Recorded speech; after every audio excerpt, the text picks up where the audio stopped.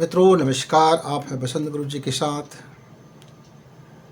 मेरे एक मित्र ने जिज्ञासा व्यक्त किया कि हमारे जीवन के आधारभूत वह कौन सी चीज़ है जो हमें निरंतर प्रभावित करती है, हमें अच्छा बनाने में या बुरा बनाने में या चीज़ों को समझने में।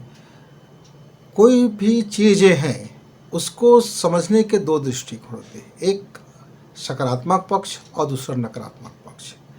हमेशा ये दोनों आवेश हमारे माइंड में चलते रहता है। ये हमारे जीवन भर कालांतर जीवन में पूरे की पूरी ये हमें प्रभावित करते हैं। वो कौन सा है? पॉइंट ऑफ व्यू, आपका देखने की तरीका, आपका नज़रिया का ढंग। आप जिस पॉइंट से आप अपने दृष्टिकोण को देखते हैं वह आपको जीवन में उसी ओर ले जाता है, क्योंकि आप जिस तरीक़ा से सोचने के आदी हैं वही सोच आपके जीवन में हावी हो जाता है। एक विद्यार्थी का यदि पॉइंट ऑफ व्यू पढ़ाई में कुछ भी नहीं है, वो स्कूल जाता है नहीं जाता है, क्या क्यों पढ़ता है, किस लिए पढ़ता है, क्यों पढ़ना है, किसके लिए पढ़ना है, पढ़ने का तात्पर्य क्या है, हम क्यों पढ़ाई करें, तो उसका पॉइंट ऑफ व्यू ये है कि घर के लोगों ने स्कूल में दाखिला करा दिया, अब जा रहा है, पास फेल हो रहे, उससे ज़्यादा उसको मतलब नहीं है। और फिर इसमें वो बहुत बड़ी काम नहीं कर सकता। एक बच्चा अपने लाइफ में वो ये देखता है कि मुझको खूब समृद्धि लाना है, सफलता लाना है, पावर को अपने हाथ में लेना है, प्रशासनिक सेवा करना है, तो वो उस पॉइंट ऑफ व्यू से पढ़ाई करता है, तो उसकी पढ़ाई की गुणवत्ता बदल जाती है। एक छात्र सोचता है कि मुझको वैज्ञानिक बनना है, चीज़ों के तह तक जाना है, समझना है, ये सारे कैसे ज्ञान और विज्ञान का खेल क्या चलता है, फिर वो पढ़ाई का उनका फोकस उस नज़रिए से हो जाता है। एक बच्चा जो होता है वो सोचता है कि पढ़ाई क्यों, किस लिए, हमको अपने जीवन को बेहतर बनाने के लिए है, सकारात्मक चीज़ों को लाने के लिए है, ईश्वर को पाने के लिए है, धर्म को जीवन उतारने के लिए है, तो वो उस पॉइंट ऑफ व्यू से पढ़ाई को करता है। सब्जेक्ट वही रहते हैं, वही मैथ्स है, वही इंग्लिश है, वही हिंदी है, वही संस्कृत है, यानी जो भी लैंग्वेज है, सब ज्ञान वही है, विज्ञान वही है, सोशल साइंस वही है, आपका आर्ट वही है, कलाएँ वही है। उस विषय को किस गंभीरता से आप लोगे और अपनी एग्ज़ाम की तैयारी आप कैसे करोगे, ये आपके पॉइंट ऑफ व्यू, देखने के नज़रिया, समझने के दृष्टिकोण उस आपके जीवन में फॉलो अप होता है। यही आपका बेस है पूरे जीवन में। पूरा जीवन का आधार यदि कहीं है तो ये आपका यह दृष्टिकोण है, और यह दृष्टिकोण मिलता है हमको हमारे घर वालों से, हमारे घर वालों की लाइफ स्टाइल से, हमारे घर के वातावरण से, हमारे डीएनए से, या प्रारंभिक कक्षाओं में हमारे शिक्षकों से, या हमारे उन दोस्तों से जो हमारे क्लोज फ्रेंड होते हैं, या हमारे मोबाइल के उस मनोरंजन से जिस चीज़ों को हम देखा करते हैं। जैसे कभी मूवी देखा, कभी कोई धारावाहिक देखे, कभी कोई एपिसोड देखा, कभी अलग अलग चीज़ें हम देखते हैं, तो इन चीज़ों से भी हमारे सोचने की दिशा बदलती रहती है, समझने की दिशा बदलती रहती है। जिस लैंग्वेज को हम ज़्यादा प्रधानता देते हैं, हम बार बार घर में जिस चीज़ की तारीफ़ करते हैं उस चीज़ हमको आकर्षित करता है या विकर्षित कर देता है। जैसे एक बच्चा गणित में उनका रुचि नहीं है, पर घर वालों का मानना है कि गणित आपको अच्छा जानना चाहिए। अब घर वाले उनके ऊपर दबाव डालता है, इतना दबाव डालता है कि उनका गणित की मैथ्स के विषय पर ही पॉइंट ऑफ व्यू बदल गया। वो डरावना हो गया, भयभीत करने वाला हो गया, वो अपने आप को लूजर महसूस करने लगे, वो फिसड्डी महसूस करने लगे। अब उसका आंतरिक भय ने जन्म ले लिया, अब एक साइकोलॉजी में वो फंस गया। तो जीवन का आधार, फाउंडेशन तो आपके दृष्टिकोण से ही बनता है, और यह दृष्टिकोण आपके घरेलू वातावरण से बनता है मित्रों। इसलिए इसका बड़ा इम्पॉर्टेंट है जीवन भर। बचपना में जो आपने मान्यता रखी, विचार रखा, कुछ भय हुए और बाद में वो भय निकल गया, उम्र बढ़ते गए, आपकी माइंड बढ़ता गया, आपकी मस्तिष्क की आकार बढ़ती गई, सोचने समझने की क्षमता बढ़ता गया। जैसे जैसी आपकी एजुकेशन बढ़ती है, आप अलग अलग लोगों से मिलते हैं, अलग अलग सिद्धांतों को देखते हैं, अलग अलग सोसाइटी में जब पहुंचते हैं, तब फिर आपका अपने प्रति, मनी के प्रति, धर्म के प्रति, लाइफ के प्रति, लोगों के प्रति, समाज के प्रति फिर एक बार आपका दृष्टि बदलता है, देखने का तरीका बदलती है। क्योंकि तब आप उस समय जो महसूस करते हैं, जो आपको लगता है, फिर वो आपका पॉइंट ऑफ व्यू बन जाता है। तो यह आपका फिर उस समय का आधार बन जाता है। इसीलिए कई युवा बचपना में बहुत शानदार लोग कहते हैं समाज के लोग, और उसके बाद मालूम होता है अचानक इसके जीवन में बदलाव आ गया और ये पूरी तरह से 360 डिग्री इसका जीवन बदल गया। इसका जीवन बदलने का बेसिक आधार ही है उसकी दृष्टिकोण, चीज़ों को समझने का तरीका, नज़रिया। मित्रों, इसलिए आप अपना नज़रिया वाच करते रहें। आपका दृष्टिकोण आपके समय के अनुकूल बदल जाता है। किसी बच्चे को लगता है कि मनी सब कुछ है और मनी कमाने के लिए जब वो लग जाता है तब वो मनी पावर को देखता है, फिर वहाँ जा कर के उस मनी से भी उसकी नज़रिया बदल जाता है। फिर उनको लगता है पॉलिटिकल पावर ही सब कुछ है, फिर वहाँ पहुँचने के बाद उसकी नज़रिया फिर बदल हो जाता है। कोई बच्चा सोचता है कि मैं प्रशासनिक अधिकारी रहूँगा तो मैं ये करूँगा, समाज के लिए ये करूँगा, अपने लिए ये करूँगा, मैं इन गंदे लोगों को सबक सिखा दूंगा, भ्रष्टाचारियों को ये कर दूंगा, वो कर दूंगा। लेकिन जब वो स्वयं प्रशासनिक अधिकारी बन जाते हैं तब वह प्रशासनिक सेवा को लेकर के फिर उसकी नज़रिया बदल जाता है। एक मरीज का नज़रिया डॉक्टर के प्रति दूसरा होता है, एक डॉक्टर का नज़रिया मरीज के प्रति दूसरा हो जाता है। तो आपका पेशा, आपकी जो अनुभव और जिस एरिया में आप काम करते हैं वह वातावरण भी आपको प्रभावित करता है, आपके नज़रिया को प्रभावित करता है। और ये आपके दृष्टिकोण के ऊपर निर्भर है, ये सोच के ऊपर निर्भर है कि आप अपने जीवन को क्या समझते हो, आप अपना मूल्य क्या समझते हो और अपने लाइफ को क्या टारगेट करोगे, क्या उद्देश्य बनाओगे। इसलिए मित्रों, जीवन में यह पॉइंट ऑफ व्यू जो होता है वो फिक्स नहीं होता। एक व्यक्ति बचपन में बड़ी धार्मिक होता है, युवावस्था जाने पर नास्तिक हो जाता है। एक नास्तिक व्यक्ति समय ढलने पर पूर्णतः आस्तिक हो जाता है, या कोई किसी का एक भक्त व्यक्ति उसके घोर विरोधी हो जाते हैं। एक जीवन में जो सच्चरित्र जीवन जी रहा था, मालूम होता है कुछ समय के बाद वो सबसे दुनिया का हरामी टाइप का आदमी बन गया। मालूम होता है एक हरामी टाइप का आदमी अपने जीवन की इस एक अवस्था में वह दुनिया भर का सबसे शानदार और साधुत्व वाला व्यक्ति बन गए। तो जो कन्वर्ट होते रहता है, गृहस्थ का साधु में, साधु का गृहस्थ में, व्यभिचारी में, संत का गंदा हो जाना, गंदे व्यक्ति का संत बन जाना, और एक होशियार बच्चा कमज़ोर बन जाना, कमज़ोर बच्चे का टैलेंट बढ़ जाना, ये तमाम चीज़ें यदि कहीं हैं तो वो है हमारा दृष्टिकोण, देखने का नज़रिया। पढ़ाई करते समय यदि किसी विषय पर फोकस है तो वह हमारा पॉइंट ऑफ व्यू के कारण उस विषय पर हमारा फोकस होता है। जैसे ही हमारा पॉइंट ऑफ व्यू बदला जीवन के प्रति, सोच के प्रति, हमारे व्यवहार बदला, तो फिर हमारी फोकस भी समाप्त हो जाता है। वैसे ही जो फ्यूचर प्लान करते हैं तो अलग अलग टाइम में अलग अलग हमारा फ्यूचर प्लान होता है, और हमारा पॉइंट ऑफ व्यू ज़्यादा घूमेगा हमारा फ्यूचर वैसे ही वो टर्न होता हुआ चला जाता है। कभी कभी हमारा देखने का नज़रिया इतना खतरनाक हो जाता है कि एकदम हम डेंजरस लाइन में पहुंच जाते हैं।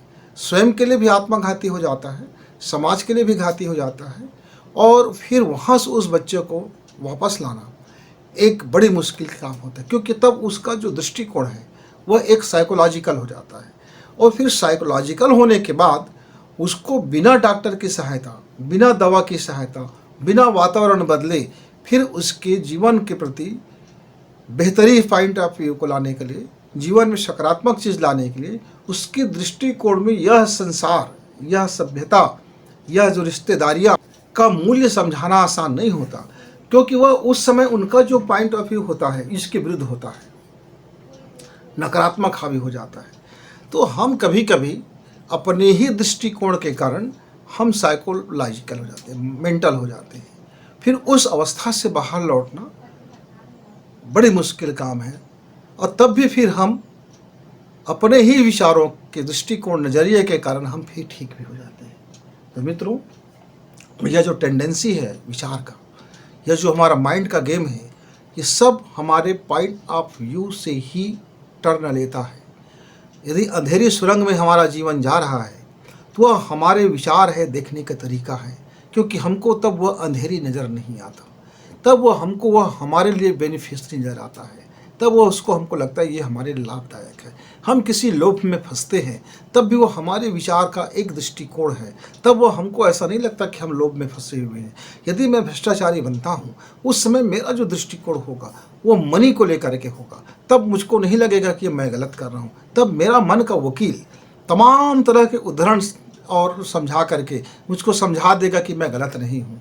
यानी मैं जब भी मेरा जिस दिशा में मेरा सोच बदलेगा, मैं अपने उस दिशा में तर्क और लॉजिक समझा करके मैं उसको सही साबित ही कर लूँगा। इसीलिए कभी कभी आप देखते हैं बहुत गलत व्यक्ति को भी आप नहीं समझा सकते कि उसका रास्ता गलत है। मेरे पास ऐसे कितने माता पिता आते हैं, वो कहते हैं मेरा बच्चा गलत दिशा में चला गया है। जब हम बच्चे से चर्चा करते हैं तो उसको लगता है कि उसका दिशा बिल्कुल सही है, क्योंकि दोनों का अपना अपना देखने का नज़रिया है। मुकम्मल नज़रिया, सम्यक दृष्टि और सम्यक बोध आते आते बहुत वक्त लग जाता है मित्रों। इसीलिए हम कहते हैं कि ज्ञान और विज्ञान दोनों पक्ष को यदि आप लेके चलोगे तो आपको यह लॉजिक समझ भी आएगा, तर्क समझ में आएगा और आपको अपना नज़रिया की वास्तविकता भी समझ में आएगी कि आपका नज़रिया अभी मूल्य की तरफ है कि आपकी नज़रिया अभी अवमूल्यन की तरफ है। अभी आप जो सोचते हैं वह पॉजिटिव सोच में जा रहा है कि वह आपका नेगेटिव सोच में जा रहा है। आखिर आप पाना क्या चाहते हो, आपका मुख्य टारगेट क्या है, आपका जीवन का लक्ष्य क्या है। जब तक ये गोल आपको समझ नहीं आएगा, जब तक अंतरात्मा से आप उसको नहीं समझोगे, जब आप उसके अपने रोम रोम से नहीं समझोगे, जब शिद्दत से उसको नहीं समझोगे, तब तक आपका अचेतन मन में ये सारी गटमट होता रहेगा और आपका विचारधारा, देखने का तरीका, जीने का तरीका, समझने का तरीका, सोचने का तरीका सब बदलते ही रहेंगे। और इतने बार बदल जाते हैं कि आप कभी कभी कन्फ्यूज हो जाते हैं कि जीवन में आपका कौन सा नज़रिया है जीवन जीने का। और वह एक ऐसी स्थिति में पहुंच जाता है जहां जीवन पूरी तरह से कन्फ्यूजन हो जाता है और बारंबार यह सोच का जो नियम है फिर उसको परेशान कर डालती है। फिर उसके माइंड का खेला शुरू हो जाता है और फिर वो अपने वश में नहीं रह जाता, बल्कि उसके जो अलग अलग एंगल्स है विचारधारा, वे उनके साथ खेलते रहते हैं और उसके जीवन में बड़ी बड़ी मुसीबत आ जाती है मित्रों। इसलिए आप रोज़ का रोज़ थोड़ा सा आप समय निकालें, आप आधा घंटा का समय निकालें और अपने पॉइंट ऑफ व्यू आपका संतुलित है कि नहीं है, आप ज्ञान और विज्ञान में आपका जो ब्रेन है वो सही काम कर रहा है कि नहीं कर रहा है, क्या आपके लिए वो लाभकारी है कि नहीं है, आपके ब्रेन के अंदर में आपका जो ऑक्सीजन का लेवल सही पहुंच रहा है कि नहीं पहुंच रहा है, उनके आपके जितने न्यूरॉन्स हैं, जितने कोशिकाएं हैं, जितने हार्मोन्स हैं, वहाँ तक आपकी ऑक्सीजन का संतुलन है कि नहीं है, इसको परख लीजिए। और अपनी सांसों से आप अपने लाइफ को बैलेंस कर लीजिए, अपनी माइंड को बैलेंस कर लीजिए, अपने मन को बैलेंस कर लीजिए, अपनी पॉइंट ऑफ व्यू को बैलेंस कर लीजिए। ये बैलेंस होते ही आपके अपना नज़रिया, देखने का तरीका आपको फिर विवेक सम्मत आपको समझ में आता हुआ जाएगा। ये क्या है, बहुत सिंपल सी चीज़ें हैं। चलिए कमर सीधी करके बैठते हैं और अपने को, या आप अपने आँख से एक बिंदु बना लीजिए, दरवाजे पर, किसी स्लेट पर, कागज़ पर या फिर दीवार पर, कहीं भी, और उस बिंदु को त्राटक कीजिए। आप अपने सिर की ऊंचाई में उस बिंदु को बना लीजिए, या आप अपने ही दर्पण से खुद देख सकते हैं, अपने ही मोबाइल से अपने देख सकते हैं, कुछ भी हो, लेकिन आपकी नज़रें एक बिंदु पर टिक जाए। और क्या करना है, सांसों को आपको संतुलित करना है। देखिए कैसे करते हैं। आपने एक सांस, एक नाक दबा दीजिए और तुरंत दूसरे नाक से सांस छोड़िए। फिर दूसरे नासिका से आपने सांस खींचा और फिर पहले नासिका से आपने सांस छोड़ दिया। कुंभक कहीं नहीं करना है, ना आंतरिक कुंभक ना बाह्य कुंभक। आप आधा घंटा या 15 मिनट, न्यूनतम 15 मिनट आप इसको करते रहें।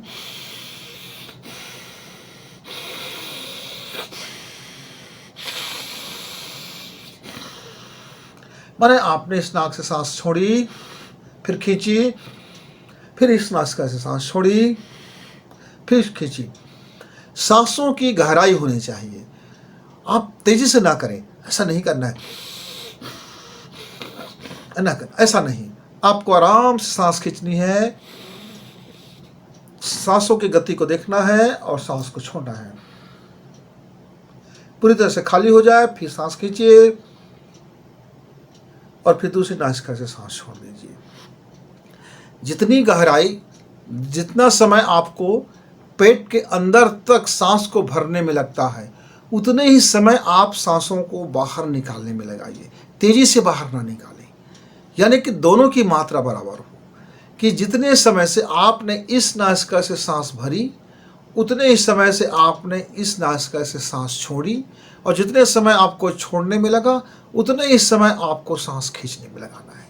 इसी को सांस की लंबाई को कंट्रोल कहते हैं। जिस क्षण आप अपने सांसों पर कंट्रोल कर लेंगे, लंबाई को नियंत्रित कर लेंगे, फिर आपका किसी भी चीज़ों को, चाहे जीवन हो, कार्य हो, ऑफिस का वर्क हो, जीवन में नौकरी हो, उद्योग हो, धंधा हो, व्यवसाय हो, आपका पढ़ाई हो, एजुकेशन हो, प्रतियोगिता परीक्षा हो, हर जगह आपका फिर मस्तिष्क और मन और आपके विचार, यह तीनों में गजब की प्रबलता आएगी, तीनों में गजब की क्षमता उत्पन्न होगा, और ये तीनों मिलकर के यह आपके लाइफ को बेहतरीन की ओर आपके नज़रिया को बदलेंगे।